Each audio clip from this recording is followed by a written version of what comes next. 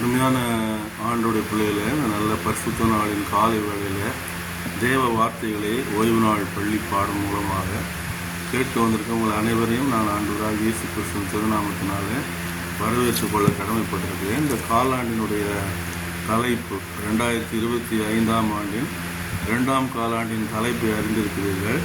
மறைமுக குறிப்புகள், உருவகங்கள், அடையாளங்கள், வேதாகம தீர்க்க தரிசனத்தை ஆராய்கிற விதம் என்று சொல்லக்கூடிய ஒரு நீண்ட தலைப்பு கொடுக்கப்பட்டிருக்கிறது. தீர்க்க தரிசனங்களை எப்படி விளங்கிக் கொள்வது என்பதை குறித்த ஒரு பாடமாக இந்த காலாண்டின் பாடம் அமைந்திருப்பதை நாம் பார்க்கிறோம். இந்த வாரம் மூன்றாவது பாடத்திலே திருமணத்தின் உருவகங்கள் என்ற ஒரு தலைப்பு நமக்கு கொடுக்கப்பட்டது. திருமணத்திலிருந்து உருவகங்கள் என்று சொல்லக்கூடிய ஒரு தலைப்பு நமக்கு கொடுக்கப்பட்டிருப்பதை பார்க்கிறோம். மனப்பாட வசனமாக வெளிப்படுத்தல் 19ஆம் அதிகாரம் 9ஆம் வசனம் நமக்கு கொடுத்திருக்கிறார்கள். பின்னும் அவன் என்னை நோக்கி, ஆட்டுக்குட்டியானவரின் கல்யாண விருந்துக்கு அழைக்கப்பட்டவர்கள் பாக்கியவான்கள் என்று எழுது என்றான். மேலும் இவைகள் தேவனுடைய சத்தியமான வசனங்கள் என்று என்னுடனே சொன்னான் என்று சொல்லப்பட்டிருப்பதை நாம் பார்க்கிறோம். ஆட்டுக்குட்டியானுடைய கல்யாண விருந்துக்கு அழைக்கப்பட்டவர்கள் பாக்கியவான்கள். எப்படி திருமணத்திலிருந்து உருவகங்கள் என்ற தலைப்பின் மூலமாக நமக்கு திருச்சபையும் கிறிஸ்துவும் எப்படி இணைக்கப்படுகிறார்கள், மனைவியும் கணவனும் இல்லை என்று சொன்னால் மணப்பெண்ணும் மணமகனும் இணைக்கப்படுவது போல எப்படி உருவகமாக திருச்சபையாகிய நாம் சிறி என்று சொல்லியும் ஆண்டவராகிய இயேசு கிறிஸ்து கணவன் என்று சொல்லியும் நமக்கு இந்த வார பாடத்தில் எப்படி விவரிக்கப்பட்டிருக்குது என்பதை தான் நாம் ஆராய்ச்சி செய்ய போகிறோம். கண்களை மூடி கர்த்தரை நோக்கி நாம் ஜெபித்து பின்பு பாடத்திற்குள்ளாக கடந்து செல்லலாம். இறக்கங்களில் ஐஸ்வர்யமுள்ள எங்கள் நல்ல ஆண்டவரே, இந்த நல்ல காலை வேளைக்கு அவமுக்கு நான் நன்றி செலுத்துகிறோம். அப்பா, இந்த சமூகத்திலே ஒரு சிறுமந்தையாக வந்திருந்து இந்த வார்த்தைகளை தியானிக்கத்தக்கதாக எங்களுக்கு கொடுத்த அந்த பெரிய சிலாக்கியத்திற்காக நன்றி செலுத்துகிறோம். இப்பொழுதும் ஆண்டவரே, உடைய கிருபை எங்களோடு கூட இருந்து பாடும் முழுவதும் உடைய பிரசன்னம் எங்களோடு இருந்து விளங்கிக் கொள்ள அரிதான காரியங்களை புரிந்து கொள்ள நீர்கள் உதவி செய்ய வேண்டுமாய் சொல்லிக்கிறோம். ஆசீர்வாதத்துக்கு ஆழ்ந்த வேலையை இயேசுவின் இன்ப நாமத்திலே வேண்டுகிறோம். அன்புள்ள பிதாவே, ஆமென். அருமையான ஆண்டோடைய பிள்ளைகளை, நமக்கு விசேஷமாக இந்த திருமண உறவானது எப்படி திருச்சபைக்கும் கிறிஸ்துவுக்கும் உள்ள ஒரு மகத்தான உறவை சுட்டி காட்டுகிறது என்பதுதான் நமக்கு இந்த வாரத்தில் பாடமாக கொடுக்கப்பட்டிருப்பதை நாம் பார்க்கிறோம். இதில் விசேஷமாக தேவனுடைய வசனம் சொல்லுகிற ஒரு காரியம் என்ன என்று சொன்னால், ஞாயிற்றுக்கிழமை பாடத்தில் ஒரே மாம்சம் இல்லையா, எப்படி எதற்காக ஆதாமும் ஏவாளும் படைக்கப்பட்டால் என்றால் அவர்கள் இருவரும் ஒரே மாம்சமாக இருப்பார்கள் என்று சொல்லி தேவனுடைய வசனம் சொல்வதை நாம் பார்க்கிறோம் இல்லையா. இப்போ எப்படி ஒரு கணவன் மனைவியை நேசிக்கிறாரோ அதே வண்ணமாக தேவன் திருச்சபையை நேசித்து பாதுகாக்கிறார், அதை வழி நடத்துகிறார், அதை பராமரிக்கிறார் என்பதை மையமாக வைத்து தான் அந்த உருவகமாக திருமணத்திலிருந்து உருவகங்கள் இல்லையா, மெட்டஃபோர் ஃப்ரம் த மேரேஜ் என்று சொல்லி நாம் சொல்லலாம், எப்படி உருவகமாக அது சித்தரிக்கப்பட்டிருக்கிறது என்பதை குறித்து தான் இந்த வாரத்தில் நமக்கு பாடம் கொடுக்கப்பட்டிருப்பதை நாம் பார்க்கிறோம். அதில் விசேஷமாக ஞாயிற்றுக்கிழமை பாடத்தில் நாம் பார்க்கும்போது ஆதியாகமம் 2:23 25 நமக்கு முதலாவது கொடுத்திருக்கிறார்கள். அதில் நாம் வாசிக்கிற வேளையில் தேவ திட்டம் என்ன, எப்படி உருவாக்கப்பட்டான் மனிதன், எதற்காக உருவாக்கப்பட்டான் என்று நாம் பார்க்கக்கூடிய வேளையில் 2ஆம் அதிகாரத்தில் 23 25 அப்பொழுது ஆதாம், இவள் என் எலும்பின் எலும்பும் என் மாம்சத்தின் மாம்சமாக இருக்கிறாள், இவள் மனுஷனிலிருந்து எடுக்கப்பட்டபடியால் மனுஷன் எனப்படுவாள் என்றான். இது நிமித்தம் புருஷன் தன் தகப்பனையும் தன் தாயை விட்டு தன் மனைவியோடு சேர்ந்திருப்பான், அவள் ஒரே மாம்சமாக இருப்பார்கள்.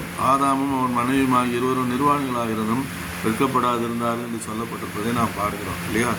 இப்போ ஒரே மாம்சமாக ஒரு புனிதமான ஒரு உறவு கிறிஸ்துவுக்கும் திருச்சபைக்கும் உள்ள, இல்லையென்றால் திருச்சபைக்கும் கிறிஸ்துவுக்கும் உள்ள இந்த பரிசுத்தமான உறவு இங்கு சுட்டி காட்டப்படுவதை நம்மால் பார்க்க முடிகிறது. அவர்கள் எப்படி ஒரே மாம்சமாக இருப்பார் என்று சொல்லப்பட்டிருந்தால், ஏசாமி கிட்ட ஒரு சமயத்தில் இந்த தள்ளுதற் சீட்டு என்று சொல்லக்கூடிய ஒரு டைவர்ஸ் என்று நாம் சொல்லுகிறோமே, அதை பற்றி வேதபாரர் பரிசேயர்கள் அவர்கிட்ட கேட்டுட்டு இருந்தாங்க இல்லையா. ஏசாமி சொன்னார், விபச்சாரம் செய்தது நிமித்தமே அன்றி இல்லையா. மத்திய 19ஆம் அதிகாரத்தில் மிக தெளிவாக முதல் பகுதியில் அது சொல்லப்பட்டிருக்கிறது.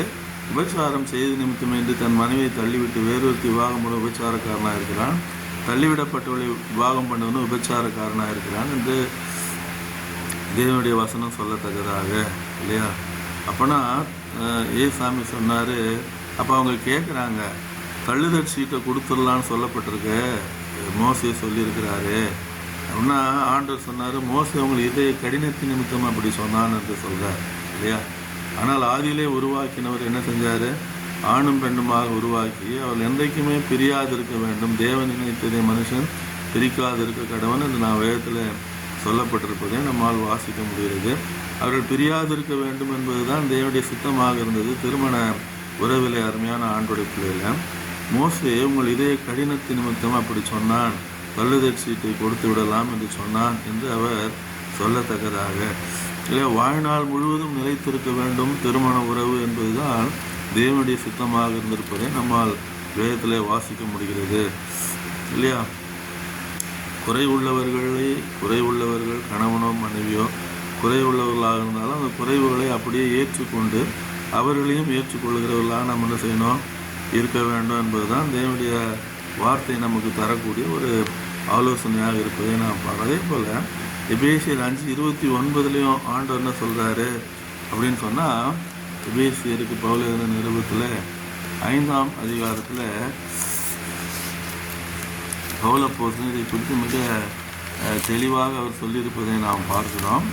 அதில் இந்த கணவன் மனைவியுடைய அந்த உறவானது எப்படிப்பட்டதாக இருக்கிறது என்று சொல்லி அவர் எழுதுகிற அந்த வேளையில், தன் சொந்த மாம்சத்தை பகைத்தவன் ஒருவனும் இல்லையே, கர்த்தர் சபையை போஷித்து காப்பாற்றுகிறது போல ஒவ்வொருவனும் தன் மாம்சத்தை போஷித்து காப்பாற்றுகிறான். நாம் அவருடைய சரீரத்தின் அவயங்களாயும் அவருடைய மாம்சத்திற்கும் அவருடைய எலும்புகளுக்கும் உரியவர்களாயும் இருக்கிறோம் இல்லையா. மிக கவனமாக பாதுகாக்க வேண்டிய ஒரு உறவு தான் இந்த திருமண உறவு என்று நாம் பார்க்கிறோம் இல்லையா. கணவனுக்கும் மனைவிக்கும் உள்ள உறவு கிறிஸ்துவுக்கும் திருச்சபைக்கும் உள்ள உறவின் முன்னடையாளமாக காட்டப்பட்டிருக்கிறபடினால இது நிமிஷம் மனுஷன் தன் தகப்பனையும் தன் தாயை விட்டு பிரிந்து தன் மனைவியோடு இசைந்திருப்பான், இருவரும் ஒரே மாம்சமாக இருப்பார்கள். இந்த ரகசியம் பெரியது, நான் கிறிஸ்துவை பற்றியும் சபையை பற்றியும் சொல்லுகிறேன் என்று பவுல் அப்போஸ்தலன் எழுதத்தக்கதாக இல்லையா. அப்போ அதனால ஞாயிற்றுக்கிழமை பாடத்தில் ஒரே மாம்சம் என்ற ஒரு தலைப்பு கொடுக்கப்பட்டிருப்பதை நாம் பார்க்கிறோம்.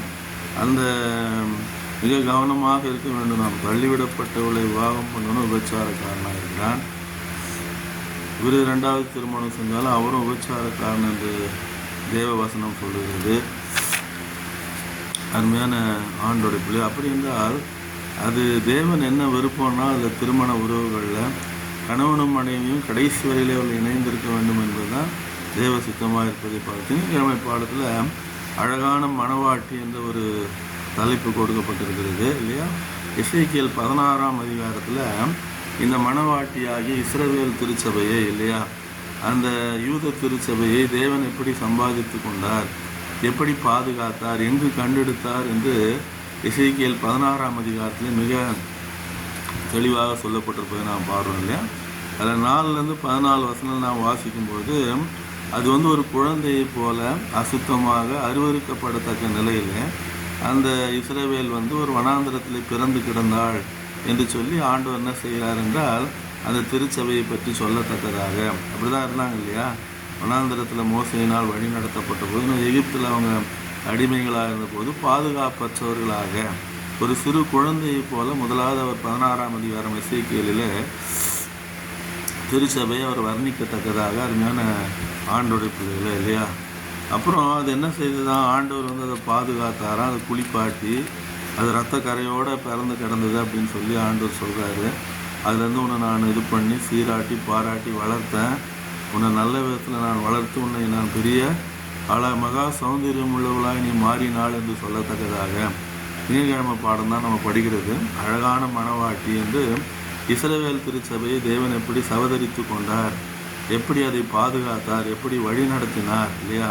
அந்த திருச்சபை வனாந்திரத்தில் எப்படி வழி நடத்தினார், அவர்கள் ஒரு தேசமாக மாறின போது அவர்களை எப்படி பாதுகாத்தார், ஒரு மனைவிக்கு ஒரு குடும்பத்திற்கு ஒரு கணவன் செய்ய வேண்டிய எல்லா கடமைகளையும் போல ஆண்டவர் எப்படி அதை பராமரித்தார் என்று சொல்லி திங்கட்கிழமை பாடத்தில் என்ன செய்கிறார், ஆண்டவர் மிக அழகாக சொல்லியிருப்பதை நம்மால் பார்க்க முடியுது இல்லையா. அப்போது ஆண்டவர் சொல்கிறாரு, தேவ நீதியினால் அந்த திருச்சபை என்ன பண்ணார்? அவர் ஆதி திருச்சபையை, இல்லை என்றால் இஸ்ரேல் திருச்சபையை ஆண்டவர் பாதுகாத்தார். நான் உன்மேல் வைத்த என் மகிமையினாலே மிகவும் அழகுள்ளவனாலாம் இந்த ஆண்டவர் சொல்லுகிறார் இல்லையா? அப்புறம் என்ன பண்ணுச்சு? அது நீயும் கடைசியில் அது என்ன பண்ணுச்சு?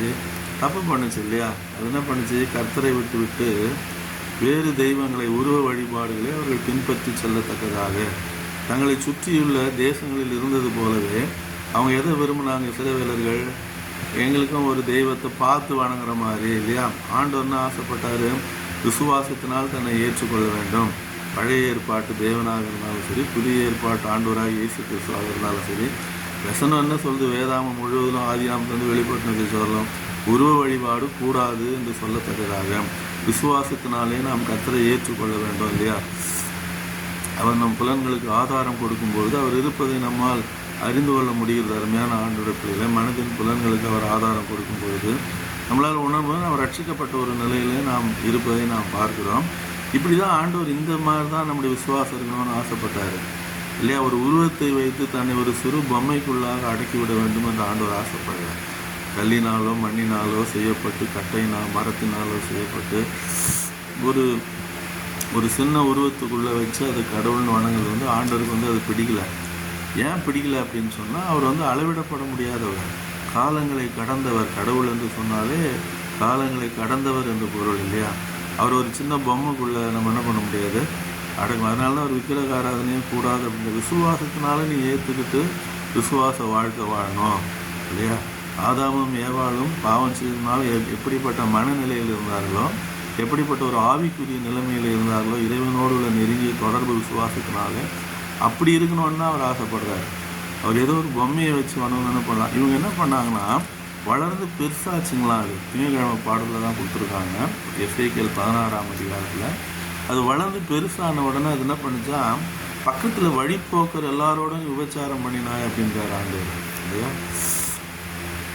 எவ்வளோ ஒரு அருவருக்கத்தக்க ஒரு நிலைமை இல்லையா? நான் உன்னை எடுத்து உன்னை நான் பாதுகாத்து, உன்னை நான் ரத்தம் போக கழுவி, உன்னை நான் தூய்மைப்படுத்தி இல்லையா? அதுதான் ஏசாயா 5ஆம் அதிகாரத்திலும் ஆண்டவர் உவமையாக சொல்லியிருக்க ஒரு அருமையான ஒரு திராட்சை தோட்டத்தை அவன் நட்டின. மகா மீட்டிலே என் நேசருக்கு ஒரு திராட்சை தோட்டம் இருந்தது, நறுகுல திராட்சை செடிகளை கொண்டு வந்ததை நான் நட்டேன், நல்ல கனிகளை கொடுக்கும் என்று நான் காத்திருந்தேன் தானே. தங்களை வழி நடத்தின தேவனை அவர்கள் மறந்து, அருமையான ஆண்டோடைய பிள்ளைகள் தங்களை சுற்றியுள்ள ஜனங்களுடைய அருவறுப்புகளைப் போல அவர்கள் என்ன செய்கிறாங்க? அவங்க விக்கிரகத்தை வணங்க ஆரம்பித்தவர்களாக, உருவ வழிபாடுகளுக்கு கடந்து சென்றவர்களாக ஆண்டவர் அதனால தான் சொல்கிறார் இந்த இடத்துல, எல்லாம் நீயோவென்றால் உன் அழகை நம்பி, எசேக்கியேல் 16:15, நீயோவென்றால் உன் அழகை நம்பி உன் கீர்த்தியினாலே சோரமார்க்கமாய் நடந்து வழிபோக்கரில் உனக்கு நேர்பட்ட யாவரோடும் வேசித்தனம் பண்ணினாய். எப்படி இருக்கும்ல ஆண்டவருக்கு? நான் தான் உன்னை எல்லாம் செஞ்சேன், உன்னை ஒரு தேசமாக நிலைப்படுத்தினேன், என்னை மட்டும்தான் நீ வணங்கணும்னு சொல்லியிருந்தேன், உருவ வழிபாடு செய்யாதுன்னு சொல்லியிருந்தேன் இல்லையா? அந்த 20ஆம் அதிகாரத்திலே கடைசியில் ஆண்டவர் சொல்கிறார், யாத்திராம 20 தானே 10 கற்பனைகளை கொடுக்குறாரு. அந்த அதிகாரத்தை கடைசியில் நீங்கள் வாசித்து பாருங்கள். என்னுடைய பிம்பத்தை என்னை அவர் பார்க்குறாரு, மோசையை பார்த்தாரு, நீங்கள்லாம் பார்த்தீங்க, என்னுடைய கண்ணாடியில் பார்க்கறது போல் நேரடியாக பார்க்கல, அந்த பிம்பம் பார்த்தீங்க. என்னை போல கூட நீ ஒரு உருவத்தை என்ன பண்ணக்கூடாது, உண்டாகக்கூடாது. என்னை நீங்கள் பார்த்தீங்க, என்னுடைய சாயலை பார்த்தீங்க, அதை போல் கூட நீங்கள் என்ன பண்ணக்கூடாது, உருவாக்கக்கூடாது. யாத்திராம 20ஆம் அதிகாரத்திலே அவர் சொல்லிடுறார். 10 கற்பனைகளை மோசையை பெற்றுக்கொண்டு கீழே இறங்கும் போது என்ன சொல்லிடுறாரு ஆண்டவர்? பெரும்பொழுது என்ன சொல்லிடுறாரு அப்படின்னா, நீ என்ன போல கூட ஒரு ரூபத்தை என்ன பண்ணக்கூடாது, உருவாக்கக்கூடாது. ஆண்டவர் விசுவாசத்தினால் நாம் ரட்சிக்கப்படணும், விசுவாச வாழ்க்கை வாழணும்னு ஆண்டவர் ஆசைப்படுறார் இல்லையா? அதுதான் ஏதேன் தோட்டத்தில் கொடுக்கப்பட்ட ஒரு காரியம். பாவத்திற்கு முன்பாக அந்த நிலைமையை நாம் அடையணும்னு அவர் ஆசைப்படுறது. ஆனால் இஸ்ரவேல் என்ன செய்தது? வளர்ந்து பெரியவளாகி அவள் என்ன செய்தால், என்னை ஏற்றுக்கொள்ளாமல் தன்னை காப்பாற்றி பராமரித்து ஒரு தேசமாக உருவாக்கின என்னை அவள் ஏற்றுக்கொள்ளாமல் அவள் என்ன பண்ணா, வழிபோக்கர் யாவரோடும் பேசித்தனம் பண்ணினால்னா, வழிபோக்கர்னா யார்? பார்க்குற தெய்வங்களெல்லாம் விளங்குதுங்களா? பக்கத்து தேசத்தில் இருக்கிற தெய்வங்கள் பாகால் மோளேகுக்கு சாலமோன் மேடைகளை கட்டினான் இல்லைங்களா? அஸ்தரோத்துக்கு அவன் மேடைகளை கட்டினான். எருசலேமின் வீதி முழுவதும் என்ன செய்தது? அஞ்ஞான தெய்வங்களாலும் உருவ வழிபாட்டுகளாலும் நிறைந்திருக்கத்தக்கதாக. ஆண்டவருக்கு வருத்தமாக இருக்குமா இருக்காதா? எல்லாம் உனக்கு நான் செஞ்சு நான் தான் தெய்வம் விசுவாசனால ஏற்றுக்கோன்னு நான் சொன்னேன்னா நீ என்ன பண்ண? பார்க்கிற யாவரோடு நீ வேசித்தனம் செய்யத்தக்கதாக இல்லையா? அப்போ 2 காரியங்கள் சொல்லப்பட்டிருக்கு வேதத்துலேயும் சரி பொது வாழ்க்கையிலும். நம்ம 2 வார்த்தைகளை கேள்விப்படுறோம். ஒன்று உபச்சாரம் என்ற வார்த்தையை கேள்விப்படுறோம் இல்லையா? உபச்சாரம் உபச்சாரி என்ற வார்த்தை. இன்னொன்று வேசித்தனோன்ற வார்த்தையை புழக்கத்தில் நம்ம பயன்படுத்துறது. ஆனால் வேதம் வேசித்தனோன்ற வார்த்தை பயன்படுத்துது இல்லையா? உபச்சாரத்திற்கும் வேசித்தனத்திற்கும் உள்ள வித்தியாசம் என்னதுன்னா, விபச்சாரம் என்பது ப்ராஸ்டிடியூஷன், அதாவது அதையே தொழிலாக வைத்திருப்பது. 7வது கற்பனையை மீறுவதையே தொழிலாக வைத்திருந்து அதன் மூலமாக வருகிற சம்பாத்தியத்தினாலே தங்கள் வாழ்க்கையை நடத்துவது தான் உபச்சாரம். வேசித்தனம் அப்படின்னா வேதத்தில் நாம் பார்க்கும்போது பழைய ஏற்பாட்டு தீர்க்க தரிசனங்களில் இல்லை புதிய ஏற்பாட்டில் வெளிப்பட்டில் சொல்லப்பட்டதும் பார்க்கும்போது வேசி அப்படின்னா யாருன்னு சொன்னால் ஏற்கனவே ஒரு கணவன் அவருக்கு இருப்பாங்க. நல்லா கவனிங்க. விபச்சாரம் அப்படின்னு சொன்னால் அதையே தொழிலாக வச்சுருக்கிறவங்க. அவங்களுக்கு கல்யாணம் ஆகிருக்கணுன்றது கட்டாயம் கிடையாது. வேசினா என்னன்னு சொன்னால் திருமணமாகி ஒரு கணவன் இருப்பாங்க, அவரை விட்டுட்டு மற்றவங்களோட என்ன செய்வாங்க, அவங்க தொடர்பில் இருக்கிறதுக்கு பேர் தான் வேசித்தனம் அப்படின்னு சொல்லி வேதம் சொல்லுது.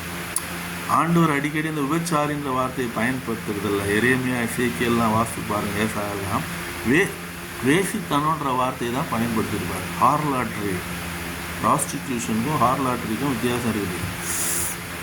இவங்க ஹார்லாட்ன்றார் ஆண்டவர் இல்லையா? இஸ்ரவேல் ஜனத்தை பார்த்து என்ன சொல்கிறாரு? அதே போல் தான் மகாபாபிலோனை பார்த்து வெளிப்பட்டின செய்தி என்ன சொல்கிறாரு? வேசித்தனம் பண்ணினாள் அப்படின்னு சொல்லி. ஹார்லாட்ரினா ஏற்கனவே திருமணமாகி ஒரு கணவன் இருந்து அந்த கணவனை விட்டு வேறு பலரோடு தொடர்பில் இருக்கிறவங்க அதுக்கு பேர் தான் வேசித்தனம். விபச்சாரன்றது it is a kind of என்ன சொல்கிறோம், அதையே தொழிலாக வச்சுருக்கிறவங்க, ப்ராஸ்டிடியூஷன். இங்கே ஆண்டவர் செவ்வாய்க்கிழமை பாடத்தில் ஓசியாவின் வேசி மனைவி என்று ஒரு தலைப்பு நமக்கு கொடுக்கப்பட்டது இல்லையா? இதான் ஆரம்பத்திலே அவர் சொன்னார், நான் உன்னை நல்லா பாதுகாத்து நீ என்னுடையவள் நான் சொல்லி உன்னை நான் பாதுகாத்து வச்சுருந்தேன். ஆனால் நீ அநேக நேசரோடைய வேசித்தனம் பண்ணினான்னு சொல்லும்போது சொல்கிறது போல் ஓசியாவில் ஆண்டு என்ன சொல்கிறாருன்னா, ஏற்கனவே விபச்சாரியாயும் குழந்தைகளும் இருக்கிற ஒரு பெண்ணை சேர்த்து கொண்டு நீ திருமணம் செய்து கொண்டு உனக்கு மனைவி ஆக்கிக்கோ அப்படின்றார். இது 2த்துலேயுமே தேவ அன்பு விளங்குது. முந்தின நாள் இந்த திங்கட்கிழமையில் நம்ம வாசம் இல்லைங்களா, இந்த அழகான மனவாட்டின்ற தலைப்பில் எப்படி ஆண்டவர் இஸ்ரவேலரை தெரிந்து கொண்டார், வனாந்திரத்திலே நீ ரத்தம்லாம் நீ பிறந்தபோது உன்னை குளிப்பாட்டும் சுகப்போ ஒன்று சுத்திகரிவங்க கூட ஆட்கள் இல்லைன்னு சொன்னார் இல்லையா? அவங்க நிலைமைக்கும் இந்த நிலைமைக்கும் பார்க்கும்போது அவங்களும் பேசித்தனம் பண்ணாங்க.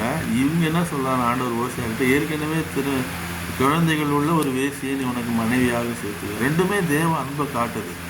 அவங்கள எப்படி பராமரிச்சனாலும் இந்த இடத்துல இஸ்ரவேலே நீ வேசித்தனம் பண்ணியிருந்தாலும் திரும்ப வா என்கிட்ட, நான் உன்னை சேர்த்து போடுறேன் அப்படின்றார் ஆண்டவர். சொல்றது ஆண்டவருடைய அன்பு 2 இடத்துலையுமே தேவ அன்பை நாம் பார்க்கத்தக்கதாக. தவறு செய்தது பாதுகாக்கப்பட்டு ஆரம்பத்திலேருந்தே பாதுகாக்கப்பட்டு தவறு செய்த ஒரு மனைவி, இங்கு ஏற்கனவே குழந்தைகளை உடைய ஒரு வேசியான ஒரு பெண், அவளை திருமணம் செய்து கொள் என்று ஆண்டவர் ஓசியானிடத்திலே சொல்லத்தக்கிறார். 2மே இஸ்ரவேலுடைய ஸ்டேட் ஆஃப் ரிலீஜியஸ் அஃபேர்ஸ்ன்னு நம்ம சொல்லலாம். இஸ்ரவேலருடைய மார்க்க சம்பந்தமான நிலைமையை அது காட்டுகிறது. உலகங்களா நிறைய தெய்வங்களை உடைய அந்த தெய்வங்களுக்கு பிள்ளைகளை பெற்றெடுத்த இஸ்ரவேல் தேசத்தை போல ஏற்கனவே வேசியாக இருக்கிற ஒரு சிறிய திருமணம், பிள்ளைகளை உள்ள ஒரு சிறிய திருமணம் செய்ய சொல்லி ஆண்டவர் ஓசியா அதே போல் என்ன பண்ணுறாருங்க, திருமணம் செய்கிறாரு இல்லையா? நீங்கள் இந்த நிலைமையெல்லாம் நீங்கள் பார்க்கும்பொழுது நமக்கு செவ்வாய்க்கிழமை பாடத்தில் கொஞ்சம் சரித்திரத்திலிருந்தும் சில காரியங்களையும் நமக்கு சொல்லியிருப்பதை நாம் பார்க்குறோம். இங்கே நம்ம பார்க்கும்பொழுது ஆண்டவர் என்ன செய்கிறாருன்னு சொன்னால், இஸ்ரவேலர் செய்த தவறை தான் புதிய ஏற்பாட்டு சபையும் செஞ்சிச்சு இல்லையா. விக்கிரக ஆராதனை கிறிஸ்தவ சபைக்குள்ளே வந்துச்சு இல்லையா. முதல் 3 நூற்றாண்டுகள்லேயே என்ன வந்துருச்சு. ஆமாம், அதுவும் இந்த ரோமைய கிறிஸ்தவ மார்க்கம் வந்த பொழுது அவங்க என்ன செஞ்சாங்க, மரியாளுக்கு சிலைகளையும் யோசேப்புக்கு சிலைகளையும் குழந்தை இயேசு என்று மரியாள் தன் கரத்திலே ஒரு குழந்தையை வைத்திருப்பது போன்ற சொரூபங்களையும் 12 அப்போஸ்தலருக்குரிய சொரூபங்களையும் ஏற்படுத்தி அவைகளை என்ன செய்யலாம் இல்லையா, வெனரேஷன் ஆஃப் த செயின்ஸ் என்று சொல்லி அவங்க சொன்னாங்க. பரிசுத்தவான்களை வணங்கலாம் என்று சொல்லி அவங்க என்ன பண்ணாங்க, அந்த ஒரு காரியத்தை அவங்க ஏற்படுத்தி இருப்பதை நம்மால் என்ன பண்ண முடியுங்க, பார்க்க முடியுது. இப்படிதான் நிறைய தெய்வங்களை உள்ள பரிசுத்தவான்களுக்கெல்லாம் சிலைகளை வைத்தாங்க. டாக்டர் மார்ட்டின் லூத்தருடைய குல தெய்வம் பார்த்தீங்கன்னா செயின்ட் ஆன் என்று சொல்லக்கூடிய ஒரு அம்மையார், செயின்ட் ஆன். அவர் தான் அவங்ககிட்ட தான் அந்த சிலையை வச்சுட்டு தான் அவர் ஜெபம் பண்ணுவார் சின்ன வயசில். டாக்டர் மார்ட்டின் லூத்தருடைய பயோகிராஃபி, அவருடைய வாழ்க்கை வரலாற்றை பற்றி பார்த்தீங்கன்னா உங்களுக்கு தெரியும். அவர் கன்வெர்ட் ஆகிறதுக்கு முன்னால், சரியாக கிறிஸ்தவ மார்க்கத்தை அவர் இயேசு கிறிஸ்துவ ஏற்றுக்கொள்வதற்கு முன்னால், ஆண்டவரை அறிந்து கொள்வதற்கு முன்பாக, ரட்சிப்பின் அனுபவத்திற்குள்ளாக வர்றதுக்கு முன்னால் அவர் ஒரு கேத்தலிக் ப்ரீஸ்டாக இருந்தார். நமக்கு எல்லாரும் தெரியும். அதுக்கு முன்னால் இல்லையா, ப்ரொட்டஸ்டான சிஸ்டர்.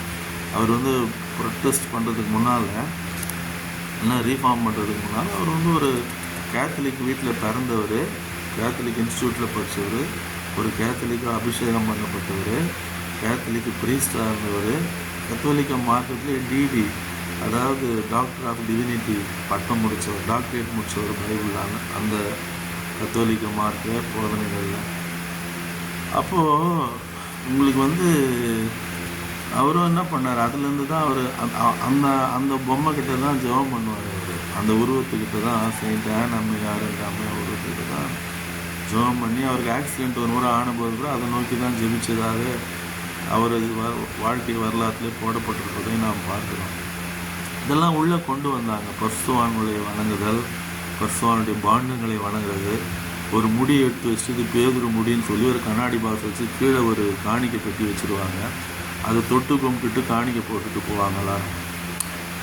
என்னென்னலாம் இறைவனை நேரடியாக அறிந்து கொள்ள முடியாதபடி, ஆண்டவராக இயேசு கிறிஸ்துவை சொந்த ரட்சகராக ஏற்றுக்கொள்ள முடியாதபடி என்னென்னலாம் தடைகளை இடையிலே உருவாக்க முடியுமோ அவ்வளவத்தையும் ரோம கிறிஸ்தவ திருச்சபையை செய்தது அருமையான ஆண்டோட ஆனபடியினால்தான் புதிய ஏற்பாட்டிலே வெளிப்பட்டின விசேஷத்தில் அதற்கு மகாபாபிலோன், மகாவேசி என்று சொல்லக்கூடிய வார்த்தைகள் என்ன பண்ணப்பட்டிருக்கு, பயன்படுத்தப்பட்டிருக்கு. இது செவ்வாய்க்கிழமை பாடத்தில் நமக்கு பாடமாக கொடுக்க, புதன்கிழமை பாடத்தில் ஈசாக்கும் ரெபேக்காலும் என்ற தலைப்பு இல்லையா.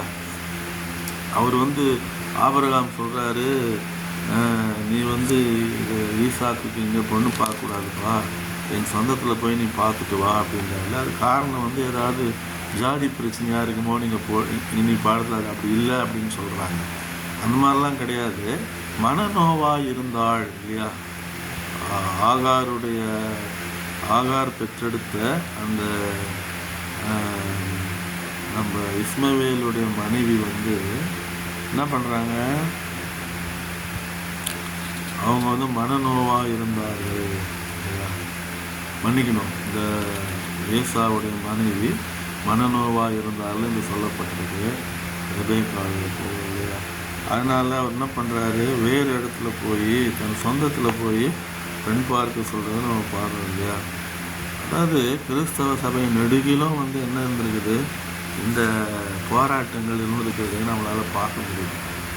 அதுதான் உருவ வழிபாட்டை ஏற்றுக்கொண்ட கிறிஸ்தவர்கள் இன்றைக்கு ரோமைய திருச்சபையாக இருப்பதை நாம் பார்க்கிறோம் இல்லையா. திருச்சபைன்னு நாம் சொல்ல முடியாது. ஏன்னா திரு என்றால் இறைவன் என்றும் ஒரு பொருள் இருக்கிறது.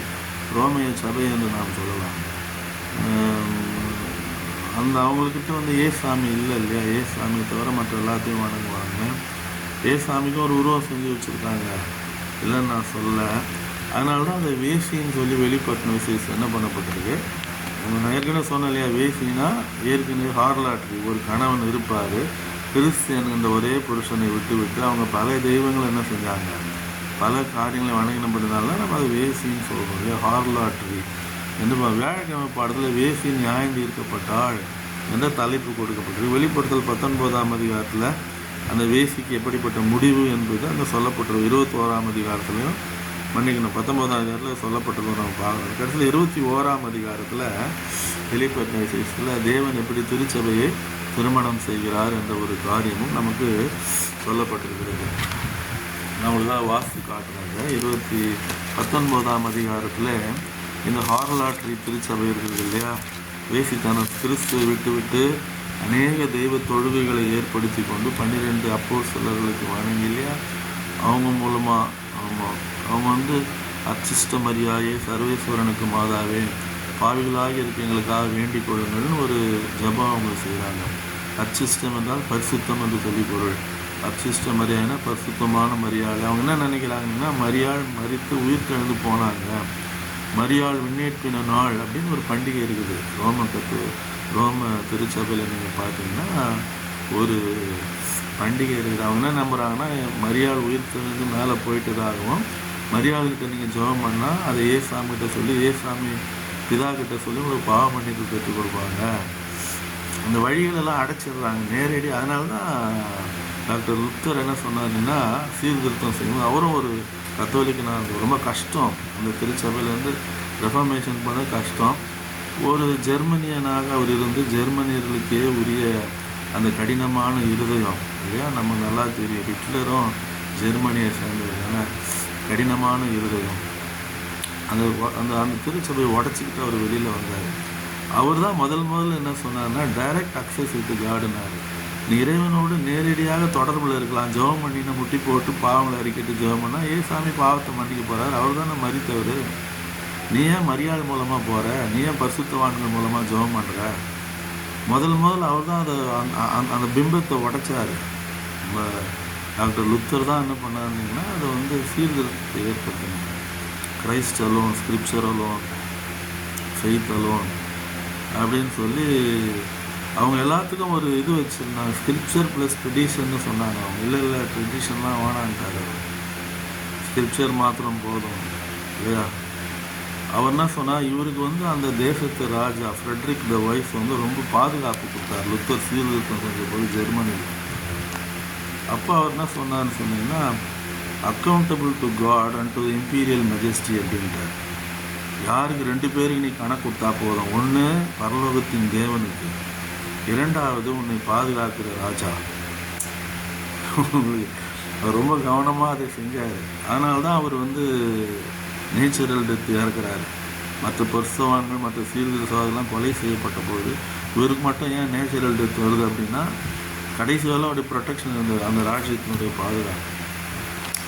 அப்போது இந்த இன்னும் ஒன்று நீங்கள் பார்த்தீங்கன்னா, இந்த மிருகம் மகாவீசி இதெல்லாம் யார் நமக்கு முதல்ல ரோமிய கிறிஸ்தவ சபை நமக்கு காட்டி கொடுத்ததுன்னா டாக்டர் லுத்தர் தான். நம்ம செவன்த் அட்வென்டிஸ்ட் முதல்ல சொல்லவே இல்லை. அதை அவருடைய எழுத்துக்கள் தான் முதல்ல என்ன பண்ணுச்சு, இந்த வேசித்தனா என்னது, இயேசு கிறிஸ்துவை விட்டு மற்றவங்களை தெய்வங்களாக பண்ணி அவங்கக்கிட்ட ஜெபம் பண்ணுறதான், இதெல்லாம் இன்ட்ரடியூஸ் பண்ணதே டாக்டர் லுத்தர் தான் முதல்ல. அப்புறம் நம்ம அதை அடாப்ட் பண்ணிக்கிட்டோம் வைட்டமியார் மூலமாக, அதை ஏற்றுக்கிட்டோம். ஆமாம், அவர் சொல்கிறது கரெக்டு தான். அந்த மகாவேசி வேறு யாரும் இல்லை, மிருகம்னு ஏன் சொல்கிறோம், religious intolerance Catholic church practice towards reformers என்று சொல்லி நம்ம ஏன் ஏற்றுக்கிட்டோம் அப்படின்னு சொன்னால், இதெல்லாம் லுத்தர் நமக்கு கற்றுக் கொடுத்த காரியம். அதை அடாப்ட் பண்ணிக்கிட்டோம், நம்ம கரெக்டாக தான் இருக்குது அப்படின்னு சொல்லி. ஆனால் கூட அவருக்கு அந்த லைட்டு கிடைக்கல, சாபத்து சீர்திருத்தம் அவருக்கு கிடைக்கல. ஆனால் ஒரே ஒரு இடத்துல அவர் சொல்லியிருக்கிறார், ஓய்வு நாளை ஞாயிற்றுக்கிழமை ஓய்வு நாளாக ஆசரிப்பதும் குழந்தைகள் ஞானஸ்நானமும் பராபரனின் எந்த கட்டளையின் பேரிலும், பராபரன்னு சொல்லியிருக்கோம். பழைய ஓல்டு அந்த லுத்தரன் பைபிள் எடுத்து வாசித்து பாருங்க. ஆதியிலே பராபரன் வானத்தையும் பூமியும் சிருஷ்டித்தார், ஆதியிலே தேவன் வராது. பராபரனின் எந்த கட்டளையின் பேரிலும் அமையாமல் ஓய்வு நாளை ஞாயிற்றுக்கிழமைகள் ஆசரிப்பதும் குழந்தைகள் ஞானஸ்நானமும் பராபரனின் எந்த கட்டளையின் பேரில் அமையாமல் திருச்சபையின் கட்டளையின் பேரில் அமைந்துள்ளதுன்னு ஒரு ஸ்டேட்மெண்ட் மட்டும் அவர் கொடுத்துருப்பார். அது பிப்ளிக்கல் கிடையாது. குழந்தைகள் பேப்டிசமும் ஞாயிற்றுக்கிழமையில் சபை கூடுறதும் பிப்ளிக்கல் கிடையாது அப்படின்னு அவர் ஒரே ஒரு ஸ்டேட்மெண்ட் தான் கொடுத்தாரே தவிர, அவரால் விக்கிரகாராணியை உடச்சிட்டு ஜனங்களை வெளியில் கொண்டு வரதே பெரிய பாடாக இருந்துச்சு அவருக்கு, அந்த கத்தோலிகமாக இருந்தது. அப்போது மகாவேசி என்ன பண்ணப்படுற, நியாயம் தீர்க்கப்படுகிறாள். கடைசியில் திருச்சபை என்ன செய்கிறார், ஆண்டவர் மனம் முடிக்கத்தக்கதாக. இப்படிப்பட்ட ஒரு அற்புதமான ஒரு பாடம் நமக்கு இந்த வாரத்தில் திருமணத்திலிருந்து உருவகங்கள் என்ற தலைப்பில் கொடுக்கப்பட்டிருப்பது. கர்த்தர் நம்மோடு இருந்து விளங்கி கொண்டு நாம் கர்த்தருக்கென்று உண்மையுத்தவங்களாக இருப்போம் இல்லையா? ஆண்டவராக இயேசு கிறிஸ்துவை ஏற்றுக்கொண்டு கல்வாரி பாதையை தேவ கற்பனைகளை கீழ்ப்படிந்து ஒரு முழுமையான ஒரு கிறிஸ்துவ வாழ்க்கை வாழ ஆண்டவர் நம்ம கிருபை செய்வாராக பிரார்த்தனை செய்வோம். மகா உன்னதங்களில் வீற்றிருந்து பூமியின் மதபுத்தராகி எங்கள் மேல் கண்ணோக்கமாக இருக்கிற எங்கள் நல்ல ஆண்டவரை இந்த நல்ல பரிசுத்த நாளின் மத்தியான வேலைக்காக நமக்கு நன்றி செலுத்துகிறோம். அப்பா, நம்முடைய சமூகத்திலே ஒரு சிறு மந்தியாக வந்திருந்து நம்முடைய வார்த்தைகளை நாங்கள் தியானிக்கத்தக்கதாக நீ செய்த கிருபைக்காக நன்றி செலுத்துகிறோம். ஆண்டவரே, நாங்கள் இன்னும் ஆழமான காரியங்களை அறிந்து கொள்ளவும் சரித்திரத்தில் தீர்க்கதரிசனங்கள் நிறைவேறுவதை விளங்கிக் கொள்ளவும் எங்களுக்கு உதவி செய்ய வேண்டுமாய் ஜெபிக்கிறோம். ஆசீர்வாதத்தார் இந்த நாளின் பாடத்திலே உடைய பிரசன்னம் அதற்காக நன்றி செலுத்துகிறோம். இந்த சத்தியங்களை நாங்கள் மனதிலே தக்க வைத்து பிறருக்கு சொல்லி அநேகரை ரட்சிப்பின் அனுபவத்திற்குள்ளாக கொண்டு வந்து சேர்த்து உதவி செய்ய வேண்டுமாய் ஜெபிக்கிறோம். எங்களை தாழ்த்துகிறோம். உடைய பாதபடியிலே இயேசுவின் இன்ப நாமத்திலே வேண்டுகிறோம். அன்புள்ள பிதாவே, ஆமென்.